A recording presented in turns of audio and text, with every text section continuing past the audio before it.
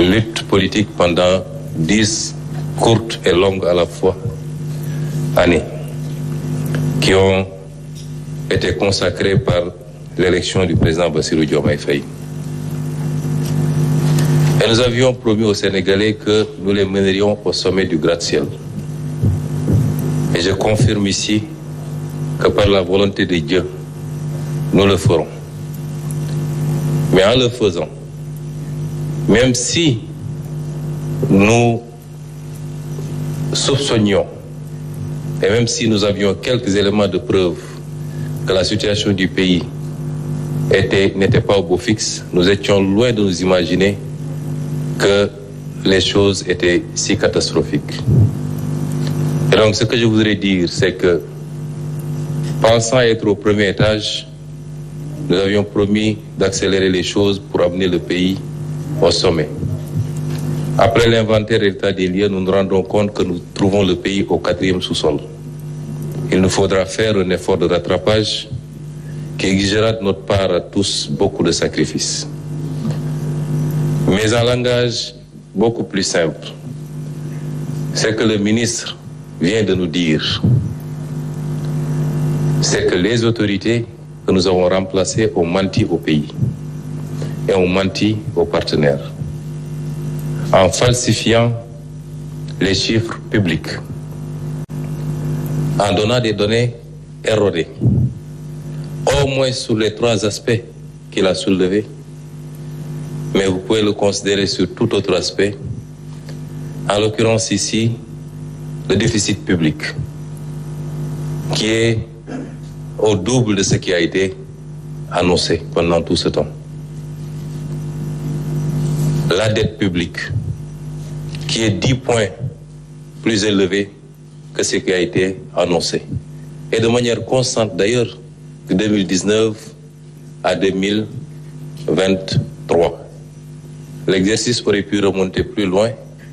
On aurait su ici, la tendance avait pris départ un peu plus tôt, mais les 4 exercices nous suffisent pour voir à quel point le régime du président Macky Sall a menti au peuple, a menti aux partenaires, a tripatouillé les chiffres pour donner une image économique, financière et budgétaire qui n'avait rien à voir avec la réalité.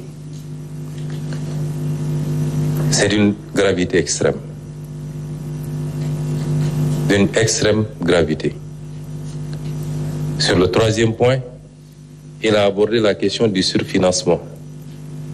De manière très simple, ça veut dire simplement que les partenaires avaient accepté que le Sénégal puisse aller en termes de levée de fonds au-delà de ce qui était annuellement autorisé en prévision du début des 4 premiers mois de l'exercice 2024 qui, dans tous les cas, étaient des exercices incertains au regard des élections qui se profilaient. 600 milliards qui n'auraient dû être dépensés qu'à partir du 1er janvier, mais que le régime sortant a dépensé avant notre arrivée au pouvoir, c'est-à-dire avant 2024, sur l'exercice 2023, ce qui est extrêmement grave. Il est important d'insister sur ce point, parce que la manipulation a voulu faire croire aux Sénégalais qu'il y avait un problème avec le surfinancement et que c'est notre régime qui a utilisé ces fonds, ce qui est totalement faux.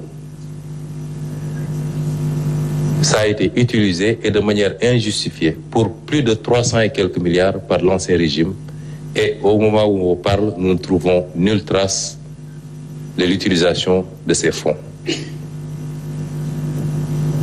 Je voudrais, avant de donner la parole à Monsieur le ministre de la Justice, saluer ici le courage d'un homme, le président de la République. Parce que le ministre ne l'a pas suffisamment abordé,